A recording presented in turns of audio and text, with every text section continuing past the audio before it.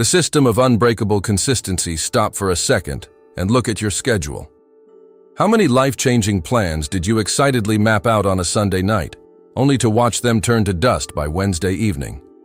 The problem isn't that you are lazy. The problem is you are gambling with your own future by relying on something as fragile as inspiration. At this stage in your life, every time you quit, the cost isn't just a failed goal, it is your self-esteem eroding away. Miyamoto Musashi, the undefeated swordsman, had a brutal philosophy. Do nothing that is of no use. If you are still sitting around waiting to feel ready before you do the work, that is the most useless thing you do every single day. In this video, I am not going to teach you how to get your motivation back. I am going to give you a structural system to execute even when you feel completely empty. Researchers studied thousands of people who set serious goals for themselves, people who were determined, motivated, and ready to change, and what they found was brutal. Motivation is a trap. If your consistency depends on how you feel today, you are gambling with your future. Motivation is not a resource you can store. It comes and it goes completely on its own schedule. Some mornings you wake up feeling unstoppable. Other mornings you can barely get out of bed. If your consistency depends on which version of yourself shows up that day, then you do not have consistency at all. You have lottery tickets. The people you look up to, the ones who seem to show up every single day without struggle, they are not naturally more disciplined than you. They simply stopped waiting for permission from their emotions. They built a structure to lean on when their mood goes down. But for this structure to survive its first week, you must avoid a trap that destroys 99% of people from day one. A fatal mistake in focus that I will reveal in Step 1. Step 1. Do one thing until it owns. Your motivation is not the engine. It is just the spark. And a spark without a structure burns out in seconds.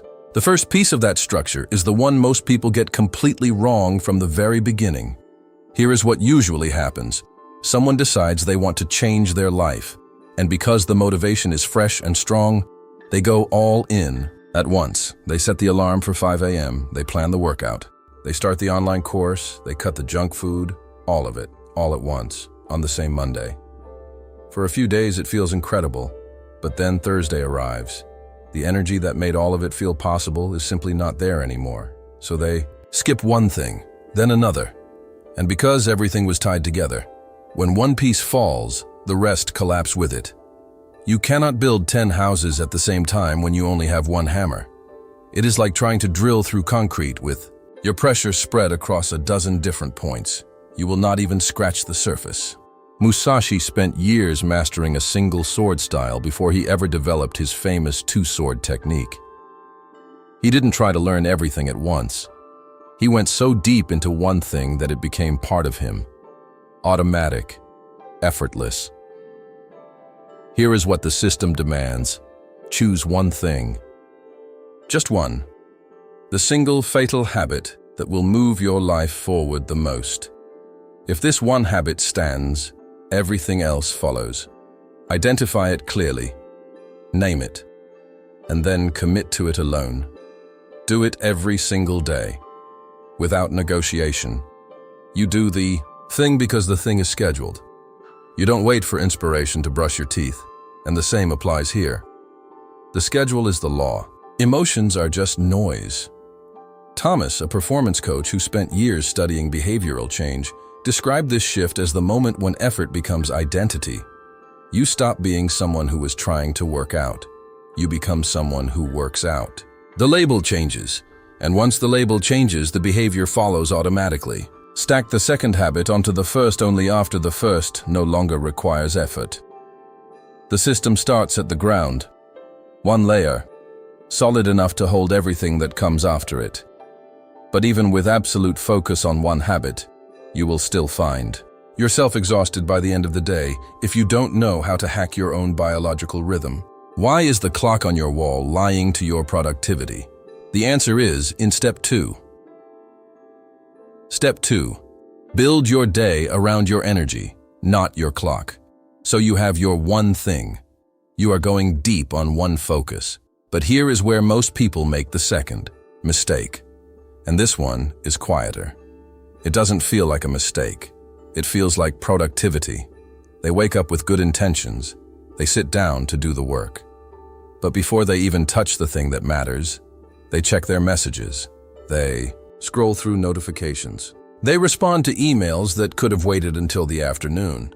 Think of your brain like a loaded weapon with only 3 good bullets every day. You have a very specific peak charge window. Most people destroy their own future by firing those precious bullets at garbage targets, meaningless emails, scrolling, and busy work that feels productive but changes nothing. By the time you touch the real work that actually matters, your weapon is empty. Doing heavy, complex work when your mental battery is at 10% is not discipline. It is productivity suicide.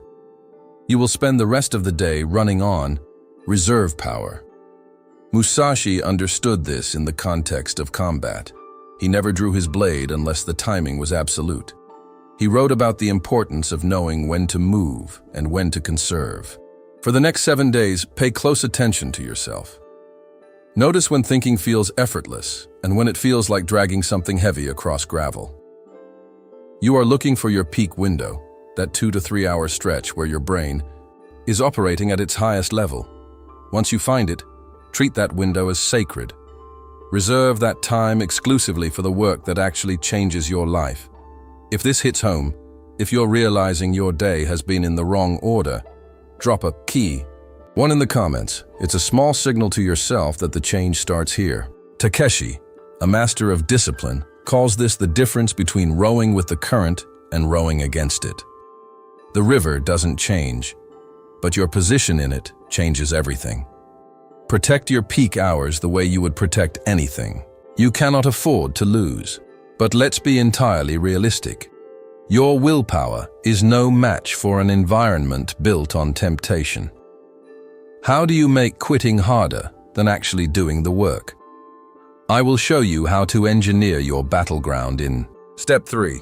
Step 3. Engineer your environment. So quitting is impossible. You have your one thing. You have your peak window. But then life shows up. An easy distraction appears exactly when the work gets uncomfortable. The phone is right there.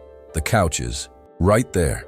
Your brain, which is always looking for the path of least resistance, takes the exit the moment one appears. This is not weakness. This is biology. Your brain is designed to conserve energy and seek comfort. It has been doing this for hundreds of thousands of years. You cannot out-willpower millions of years of evolutionary programming. So stop trying to. Don't try to use sheer willpower to beat your phone. You will lose. Thousands of engineers designed it specifically to defeat you. The only way to win is to refuse to play that game entirely. Act like a battlefield architect. Remove the exits before you even sit down to work. Musashi wrote that you should know your environment as well as you know your sword. He controlled the terrain before the encounter began. The same principle applies to your workspace. Delete the apps that steal your focus. Turn off notifications that are not genuinely time-sensitive. Then, redesign the physical space around your habit.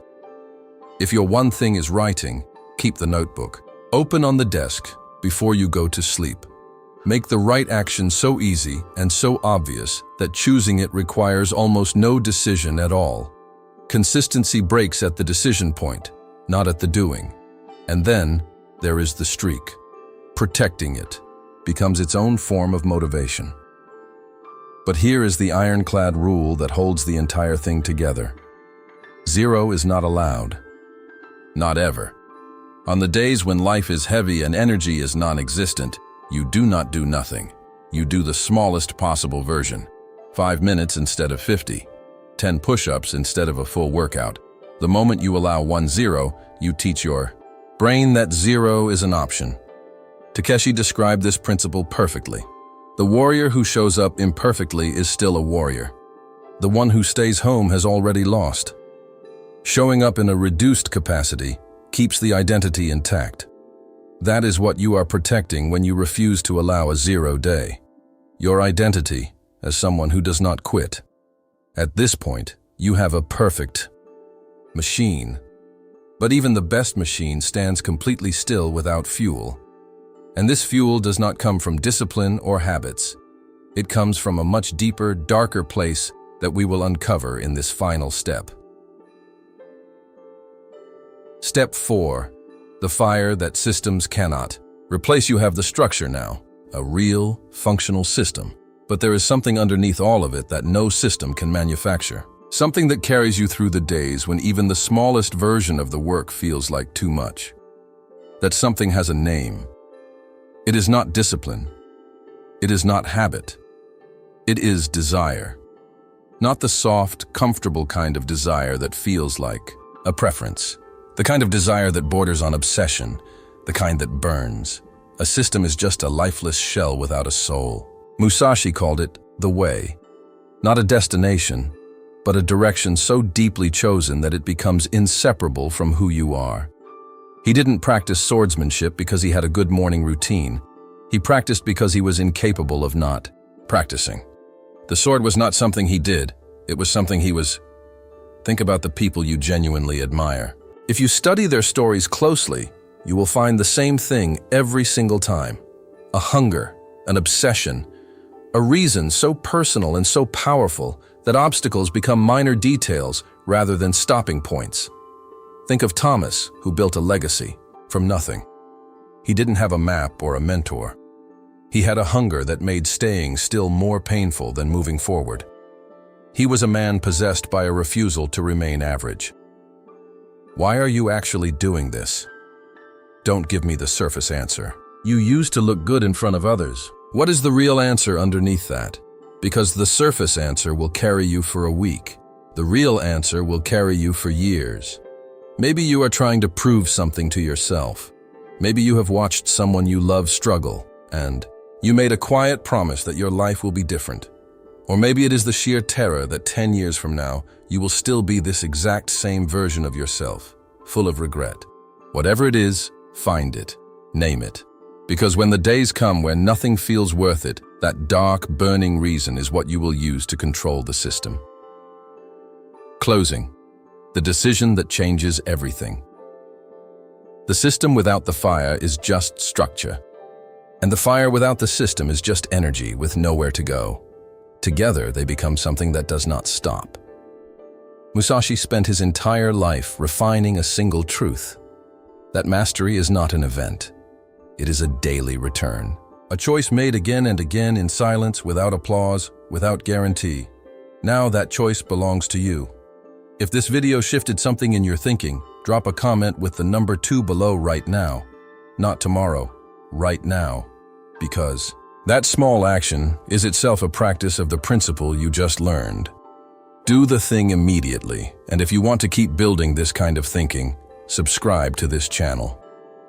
Every video here is built with the same intention. To give you something real that actually works. The system is ready. The only question left is whether you are.